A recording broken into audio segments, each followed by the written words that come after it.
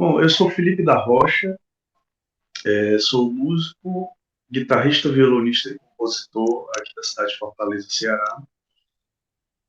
E eu tenho atuado como sideman na cidade de Fortaleza há alguns anos e agora estou iniciando uma carreira como cantor e compositor, né?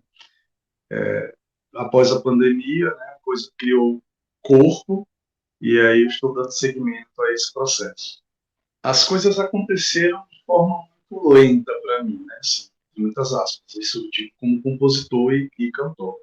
Desde a adolescência eu sempre compus, sempre tirava uns sons meus ali, né? Tanto instrumental, com violão erudito na época que eu estava violão clássico, quanto na guitarra, que eu já tocava por aí, quanto também canções, né?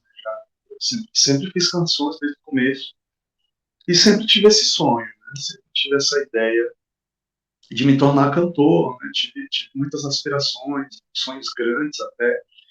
Porém, a, por ter começado a trabalhar muito cedo como guitarrista, isso meio que foi engolindo, né? O sonho foi engolindo o caminho de uma proporção, em uma proporção, na realidade, que eu não consegui mais largar disso, porque era algo que já estava me dando dinheiro, né? Algo que de alguma forma já me trazia uma segurança monetária ali, então eu precisava seguir, né?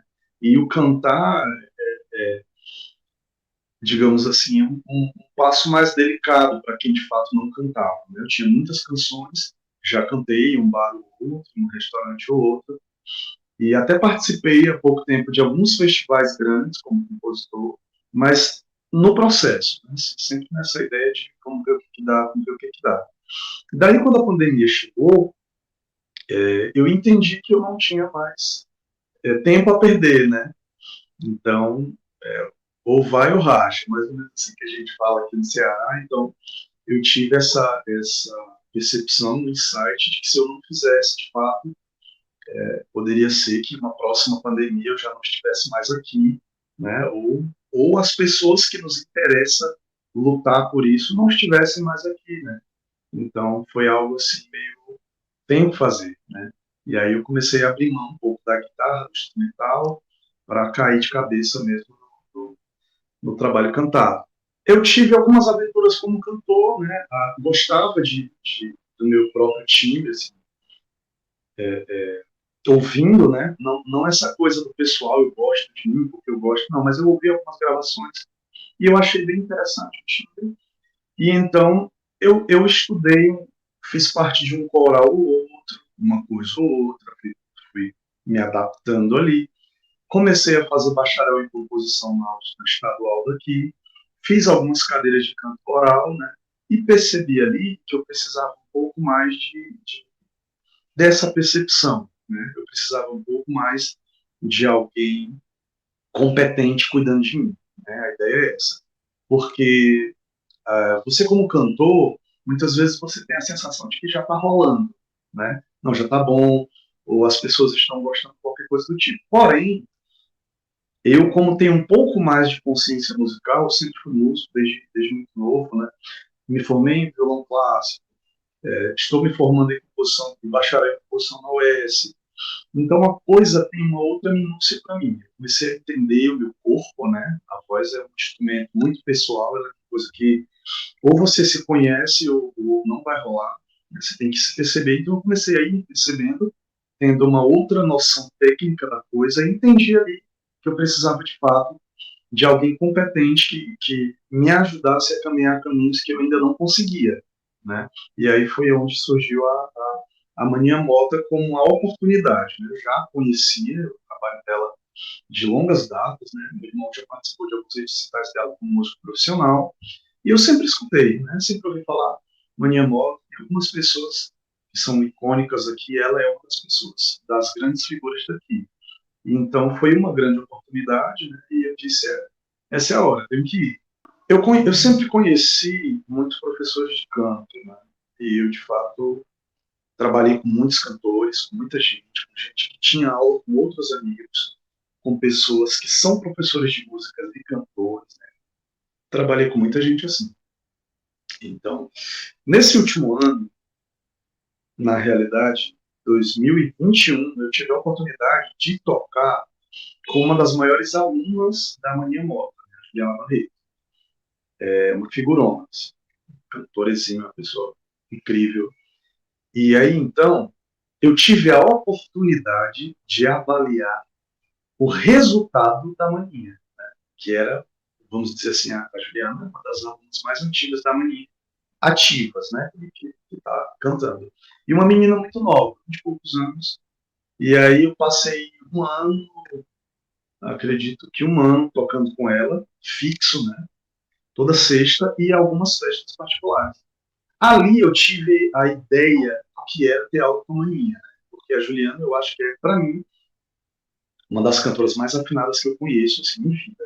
Né? Não vou dizer só Fortaleza, não, as pessoas mais afinadas e técnicas que eu conheço na noite de Fortaleza, ela é, assim, que é incrível. E ela foi que abriu essa oportunidade para mim e disse, cara, tu quer cantar?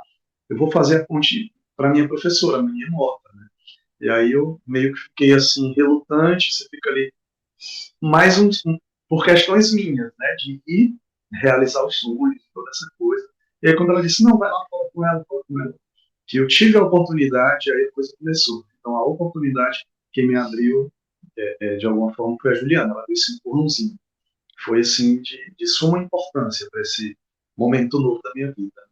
A consciência que a gente absorve, né, nas aulas musicais, de canto com a Mania, é uma coisa assim, muito ímpar, né? Ela é meio durona, assim, com as coisas. Isso é muito interessante, porque ela tem compromisso com o trabalho, né? Isso é uma coisa que nos traz muita segurança. Então, eu me vejo hoje muito seguro enquanto ao caminho, né? Ontem mesmo eu gravei o meu primeiro EP, né? Nesse novo momento, eu já lancei em 2015. É uma banda que eu tinha, era meio rock, ali, uma coisa mais sonho adolescente que eu realizei, né? E aí a banda acabou, eu fiz esse processo, tornei cantor de novo. Então ontem eu gravei um EP e eu tô com uma voz muito cansada, porque eu cantei no fim de semana uma gig muito ruim, né? Um trabalho muito ruim, onde me demoraram muito a me servir água e isso cansou demais. E eu tive receio de gravar esse EP, porque a voz estava comprometida, né? Então a Maninha me deu uma aula ali online dentro do estúdio, né? Aqueceu minha voz e de alguma forma eu fiquei cansado, sabe? Fiquei muito cansado, não comecei a dar conta, a coisa foi bem ruim. E aí eu meio que parei um pouco, né? Comecei a trazer a memória ali, essa coisa do compromisso, da aula, da técnica. Comecei a pensar no meu corpo de outra forma, lembrando das coisas que ela fala, né? Ela tem umas coisas legais, assim, pensa nos teus pés, né? Quando você for colocar a voz assim, pensa nos teus pés. Ela tem umas técnicas que vai começando a tirar da gente o foco no lugar errado, né? A dividir essa energia pelo corpo, se perceber melhor e fazer. Então ali eu já estava mais ou menos umas 6 horas de gravação, eu estava exausto. E aí eu comecei a pensar nessas coisas e nas 2 últimas horas eu consegui regravar todas as vozes de novo e a coisa saiu muito boa, né? Então eu me sinto muito amparado, né, por essa questão técnica, porque ela é uma pessoa com muito compromisso e eu percebo que o caminho está começando a abrir, né? Ela incentiva assim de uma forma, olha, você tem que cantar aquela música, olha, você tem que aparecer na cidade cantando seu repertório, olha, vai lá, olha, né? Ela sempre tem uma questãozinha assim para te tocar. Isso para mim é de uma importância incrível na vida do artista, né? Ter os incentivadores. Ela é campeã disso, é incrível. A dica que eu daria para quem quer começar a cantar é procurar um profissional competente, né? Eu acredito que a tradição é algo que conta muito. A Maninha é uma pessoa que vem desbravando a cidade de muito tempo, né? Grandes cantores da cidade foram alunos dela, né? E eu tive isso hoje como testemunho disso também, né? De qualidade. Então, a dica que eu dou, primeira é essa: você procurar um profissional competente, porque às vezes nós começamos a,